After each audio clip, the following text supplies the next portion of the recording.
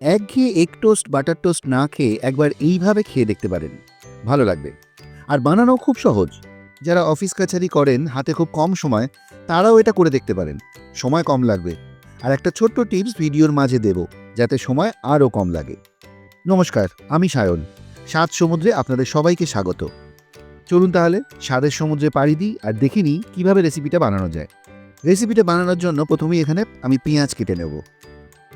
পেঁয়াজগুলোকে কুচি কুচি করে কাটবো। তারপর একটা গোটা টমেটোকে সেমভাবে পেঁয়াজের মতোই কুচি কুচি করে কেটে নেব। ক্যাপসিকামটা আগে থেকেই কাটা ছিল, তাই আর নতুন করে কাটতে হয়নি। লঙ্কাগুলোও এইভাবে কুচি কুচি করে কাটবো। এবার সব সবজিগুলো একটা বাটির মধ্যে নিয়ে এর মধ্যে 2টো ডিম ফাটিয়ে দিয়ে দেবো। এই জিনিসটা আমার প্রত্যেকবার হয়। ডিম ফাটিয়ে দেওয়ার সময় খোসার কিছু অংশ ওর মধ্যেই পড়ে যায়।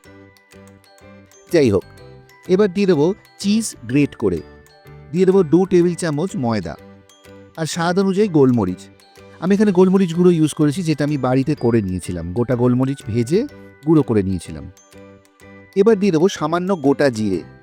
ব্যাস, এবার সব কটা একসাথে ভালো করে মেশাবো। ও হ্যাঁ, যতক্ষণ এই মিশ্রণটা আমি মাখাচ্ছি ততক্ষণ আপনারা কে কোথা থেকে ভিডিওটা দেখছেন অবশ্যই কিন্তু আমাকে জানাবেন, তাহলে আমি আপনাদের ধন্যবাদ দিতে পারবো। ভালো করে মেশানোর পর পাউরুটিগুলো দেখতে যাতে ভালো লাগে, তাই আমি মাঝখান থেকে কেটে নিলাম। কেটে নিয়ে প্রত্যেকটা পাউরুটির গায়ে এই মিশ্রণটা লাগিয়ে দেবো। এখানে আমি 3টে পাউরুটি নিয়েছি। গ্যাসে একটা প্যান বসিয়ে দিয়ে সাদা তেল বেশ খানিকটা দিয়েছি। আর যে টিপসটার কথা বলেছিলাম, সেটা এই যে টমেটো আর ক্যাপসিকাম, এগুলো যদি আপনারা আগের দিন রাতে কেটে একটা কন্টেনারে ফ্রিজের মধ্যে রেখে দেন, তাহলে কিন্তু সময় অনেক কম লাগবে।